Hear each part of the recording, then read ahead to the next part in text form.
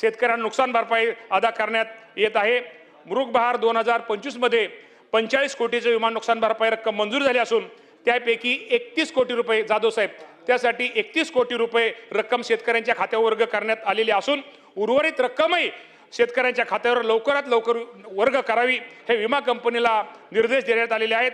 आंबिया बहार 2025 करता 286 कोटीची नुकसान भरपाई मंजूर झाली असून सदर ही रक्कम लवकरात लवकर शेतकऱ्याच्या खात्यावरती जमा करण्यात येईल।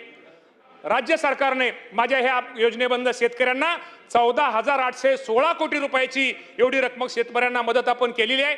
आणि शेवटी मदत म्हणजे काय, आपण शेतकऱ्यावरती उपकार करत नाही।